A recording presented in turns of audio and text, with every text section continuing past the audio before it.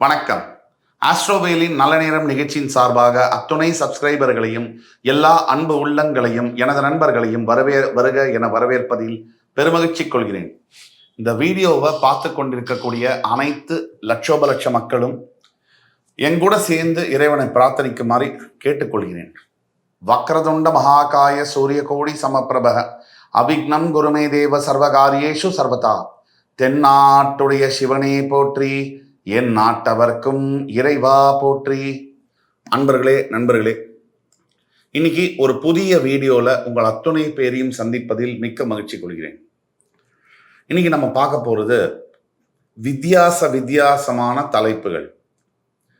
ஒவ்வொரு ராசி, நம்ம ஊர்ல லக்னம்னு என்னன்னு பல பேருக்கு தெரியாது. எல்லாருமே ராசின்னு ராசியை பிடிச்சுக்கிட்டே உலாவுவாங்க. அதுக்கு என்ன காரணம்? ஜோதிடம் ஆரம்பிக்கும் பொழுது லக்னத்தை பிரதானமாக வைத்து ஆரம்பித்ததுதான் வேத ஜோதிடம். இப்ப ராசி எங்கேருந்து வந்தது? லக்னம், தசாபுக்தி, பிறப்பு ஜாதகம் இதெல்லாம் ஒரு நேர்கோடு. ராசி இப்ப இருக்கக்கூடிய அஷ்டம சனி, ஏழரை சனி, குரு பயிற்சி, ராகு கேது பயிற்சி இதெல்லாம் ஒரு கோடு. ராசி கோச்சார நிலையை வைத்து செயல்படும். கோச்சார நிலை என்பது ராசியுடைய பிரதானம். அதாவது தற்பொழுது பிளானட்ஸ், கிரகங்கள் எல்லாம் எங்கெங்க மாறுது அப்படின்னு நம்ம தெரிஞ்சுக்கணும்னா நம்ம ராசியை பார்க்கணும். நம்முடைய மொத்த வாழ்க்கையில முக்கியமான நிகழ்வுகள் லக்னத்தின் அடிப்படையில் தான் நடக்கும். லக்னம்னு லான்னு போட்டிருக்கும் உங்க ஜாதகத்துல. அந்த லக்னத்தோட அடிப்படையில தான் வாழ்க்கையுடைய பிரதான நிகழ்வுகள் என்பது இருக்கும். இப்ப ராசியா லக்னமா, இதுதான் கேள்வி. ராசி ஏன் நிறைய பேர் ஃபாலோ பண்றாங்க அப்படிங்கிறதுக்கு காரணம், ஒரு 80லேருந்து 100 ஆண்டுகளுக்கு முன்னாடி ஜோதிடம் மற்றும் என்ன விதிவிலக்கா, எல்லா தொழில்கள் போல ஜோதிடமும் கமர்ஷியலைஸ் செய்யப்பட்டது. அதோடைய ஆரம்பம் என்பது சுதந்திர இந்தியாவுக்கு முன்னாடியே. எப்படி வியாபாரம் பண்ணணும்? ராசியை வைத்து அதிகமாக பலன் சொல்லும் பொழுதுதான் வியாபாரம் செய்ய முடியும். காரணம், லக்னத்தை வைத்து பலன் சொல்லும் பொழுது உங்களுடைய ஜாதகத்தை ஒரு முறை மட்டுமே பார்க்க முடியும். அவ்வளவுதான் பலன்.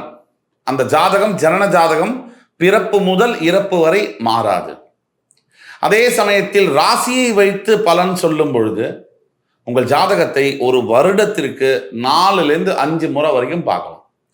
ஒவ்வொரு ஆண்டும் ஒவ்வொரு கிரக பயிற்சியும் போதும் கூட, ஒவ்வொரு கிரகத்துடைய மூமெண்ட்டும் போதும் கூட, இணைவும் போதும் கூட உங்களோட ஜாதகத்தை எடுத்து பார்க்க வேண்டிய கட்டாயம் ஆகுது. இப்போ ராசி முக்கியமே இல்லையா அப்படின்னு கேட்டா கண்டிப்பா முக்கியம். எந்த அளவிற்கு ராசி என்பது பெட்ரோல் எந்த அளவிற்கு முக்கியமோ அந்த அளவிற்கு முக்கியம். ஆனா பெட்ரோலை எதுல கொண்டு போய் ஊத்த? கீழையா ஊத்த முடியும்? வண்டி வேணும்ல, அந்த வண்டி தான் லக்னம். வண்டி வச்சிருக்கிற எல்லாராலையும் பெட்ரோல் வாங்கி ஊத்த முடியும். ஆனா பெட்ரோல் பங்க வேலை செய்யற ஒருத்தரால புது கார் வாங்குறதுக்கு எவ்வளவு சிரமம். இதுதான் லக்னத்திற்கும் ராசிக்கும் உள்ள அடிப்படையான கோட்பாடுகள். லக்னத்தோடு ராசியின் பலன்கள் இணையும் பொழுதுதான் ஒரு மனிதனுடைய வாழ்க்கை அடுத்த கட்டத்திற்கு உயர்வு பெறுகிறது. அந்த அடிப்படையிலே இன்றைக்கு சிம்ம ராசியை பற்றியும் மகர ராசியை பற்றியும் இந்த வீடியோவில் நம்ம பேச போறோம். பெரும் யோகம் தரும் கேந்திராதிபதி கோணாதிபதி இணைவு. நான் ராசின்னு சொன்னா கூட நீங்க லக்னம்னு எடுத்துக்கணும். நான் சொல்லக்கூடிய பலன்கள் 75 முதல் 80% லக்னத்திற்கு தான் பொருந்தும். 20% தான் ராசிக்கு பொருந்தும். நான் சொன்னாலும் கூட நீங்க லக்னம்னே எடுத்துக்கணும். சரி, இப்போ சில சமயங்களில் ராசிக்கு அதிகமாக கூட பொருந்தும். அது எக்ஸப்ஷனல் கேசஸ்ல. ரைட். கேந்திராதிபதினா என்ன? ஒரு ஜாதகம் இருக்கு.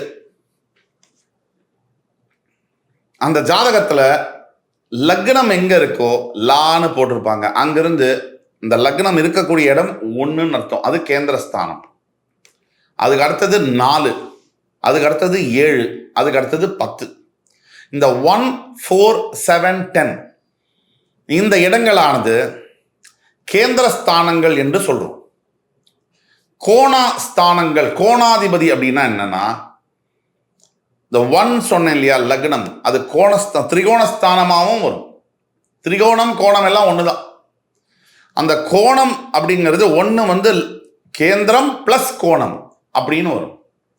1 அப்படிங்கிறது நீங்க தான், லக்னம்ங்கிறது நீங்க தான், உங்களுடைய ஆத்மா, உங்களுடைய உயிர். அதை பத்தி படிப்பது தான் ஜோதிடம். இப்ப 4, 7, 10 கேந்திரத்துக்கு எப்படி இருக்கோ அதே மாதிரி திரிகோண ஸ்தானங்கள்ல 1, 5, 9, 1, 5 இந்த இடங்கள், அதாவது கேந்திராதிபதி மற்றும் கோணாதிபதி, அதாவது கேந்திராதிபதி மற்றும் கோணாதிபதி இவர்களுடைய இணைவு என்பது சிம்ம லக்னம் மற்றும் மகர லக்னம், சிம்ம ராசி மற்றும் மகர ராசிக்கு கேந்திராதிபதியுடைய இணைவோ கோணாதிபதியுடைய இணைவோ இது மிகப்பெரிய யோகத்தை தருகிறது. எந்த கிரகங்கள் இணைகிறது என்றதை பொறுத்து, எப்படி இணைகிறார்கள் என்பதை பொறுத்து இந்த யோகமானது வித்தியாசப்படும். டிஃபரன்ஸ், அதாவது பலன்கள் செய்யும் போது அந்த பலன்கள்ல டிஃபரண்டான அளவுக்கு ப்ரப்போர்ஷனல்ல பலன்களை கொடுக்கும். அப்போ இந்த கேந்திராதிபதி மற்றும் கோணாதிபதி, அதாவது சிம்ம லக்னம், மகர லக்னம், சிம்ம ராசி, மகர ராசி, சில இடங்களில் ராசியே சில ஜாதகங்களில் பிரதானமாக கூட வேலை செய்யும். ரேர் எக்ஸப்ஷனல் கேசஸ்ல இந்த மாதிரி இணைவுகள் வரும் பொழுது, ஒரு எடுத்துக்காட்டுக்கு சிம்மத்திலிருந்து 4 எது? சிம்மத்திலிருந்து 4ஆம் இடம் கேந்திரஸ்தானம், விருச்சிகம் ஒரு கேந்திரஸ்தானம். 7ஆம் இடம் கும்பம் ஒரு கேந்திரஸ்தானம். 10ஆம் இடம் ரிஷபம் ஒரு கேந்திரஸ்தானம். இப்போ விருச்சிகம், கும்பம், ரிஷபம், அதாவது விருச்சிகத்துக்கு அதிபதி செவ்வாய், கும்பத்திற்கு அதிபதி சனி, ரிஷபத்திற்கு அதிபதி சுக்கிரன். இந்த இடத்துல நீங்க பாத்தீங்கன்னு சொன்னா சிம்ம லக்னத்துக்கோ சிம்ம ராசிக்கோ இவர்கள் எல்லாருமே விருச்சிகத்தை தவிர, செவ்வாயை தவிர எல்லாருமே பகை கிரகங்கள் ஆவார்கள். சனியும் சுக்கிரனும் சிம்மத்திற்கு பகை கிரகங்கள் ஆவார்கள். சுக்கிரன் முழு சுப கிரகம் என்ற தன்மையை தவிர இது ஆகும். அடுத்தபடியாக திரிகோணஸ்தானங்கள் எது அப்படின்னு பார்த்தீங்கன்னா, சிம்மம் அது 1ஆம் நம்பர், அதோடைய அதிபதி சூரியன். 5 அதோடைய அதிபதி குரு. 9 மேஷம், அதோடைய அதிபதி செவ்வாய். இப்போ சூரிய, குரு, செவ்வாய் இவர்கள்லாம் கோணாதிபதிகள் ஆவார்கள். இப்போ நான் சொன்னதை நல்லா கவனம் பண்ணிங்க. செவ்வாய், சனி, சுக்கிரன் இந்த 3 பேர்களும், இதுல சிம்மத்துக்கு சனி மட்டும் ஆகவே மாட்டார், எந்த நிலையிலும் நல்லதை செய்ய மாட்டார், இது உறுதி. எந்த நிலையிலும் சனி பகவான் சிம்ம ராசிக்காரர்களுக்கு கண்டிப்பாக நல்லதை அவரால் செய்ய முடியாது. ஆக நீங்கள் கோணாதிபதி, அதாவது சூரியன், குரு, செவ்வாய் எந்த நிலையிலும் ஒரு கிரகத்திற்கு கேந்திராதிபதி நல்லது செய்வாரோ இல்லையோ, கோணாதிபதி நல்லதை மட்டுமே செய்வார். இது சத்தியம். இப்போ கோணாதிபதி சூரிய, குரு, செவ்வாய் இவங்க 3 பேரும் சனி சுக்கிரனோட எங்கேயாவது சேர்ந்து உட்கார்ந்துட்டாங்கன்னு வச்சுங்க. இதுல சனியை மட்டும் எடுத்துருங்க, சுக்கிரனோட எங்கேயாவது சேர்ந்து இணைஞ்சு உட்கார்ந்துட்டாங்கன்னு வச்சுங்க. அந்த இணைஞ்ச இடம் 6, 8, 12 மட்டும் இல்லைன்னு வச்சுக்கோங்க, அடிச்சது யோகம். எப்ப அடிக்கும்? அந்த இணைந்த கிரகங்கள் அவர்களுடைய திசையை நடத்தும் பொழுது யோகம் அடிக்கும். ஒரு எடுத்துக்காட்டுக்கு, சூரியனும் சுக்கிரனும் சிம்ம ராசிக்கு ஏதோ ஒரு இடத்துல சேர்ந்து உட்கார்ந்துருக்காங்க. சூரிய திசையோ சுக்கிர திசையோ உங்களுக்கு நடக்கணும். சூரியனும் குருவும் சிம்மராசிக்கு ஒரு இடத்துல சேர்ந்து உட்கார்ந்துருக்காங்க, அந்த திசை நடக்கணும். குருவுடைய திசையோ சூரிய திசையோ நடக்கணும். அப்படி திசை நடக்கும் பொழுது குருவும் சுக்கிரனும் ஒரு இடத்துல சேர்ந்து உட்கார்ந்துருக்காங்க.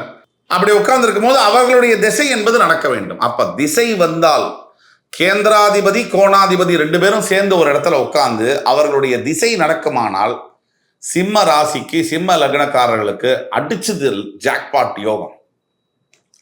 அதே மாதிரி மகரத்துக்கு என்ன மாதிரி யோகம் வரும் அங்கிறத பத்தி நான் லேட்டரா எக்ஸ்பிளைன் பண்றேன். தொடர்ந்து வீடியோவை பாருங்க. நான் முன்னாடியே சொன்ன மாதிரி எந்த யோகம் வரும்னா, இந்த கேந்திராதிபதி கோணாதிபதி இணைவு எந்த இடத்துல எவ்வளவு பவர்ஃபுல்லாக இணையறாங்க அப்படிங்கிறத பொறுத்து, அது எப்படி பவர்ஃபுல்லாக இல்லையான்னு தெரிஞ்சுக்கிறது அப்படின்னா, இவர்கள் எந்த இடத்துல இணைகிறார்கள், அவர்கள் வாங்கிய நட்சத்திர சாரம் எது, பாதம் எது, அந்த நட்சத்திர சாராதிபதி பாத சாராதிபதியுடைய ஸ்ட்ரென்த் என்ன அந்த ஹாரோஸ்கோப்ல, இதெல்லாம் வச்சுதான் அந்த அவங்களுடைய பலன்கள் அமையும். அப்போ இது ஒன்று.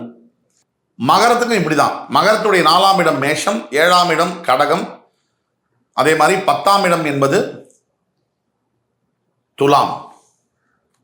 இப்போ மேஷத்துக்கு செவ்வாய், கடகத்துக்கு சந்திரன், துலாத்துக்கு சுக்கிரன்.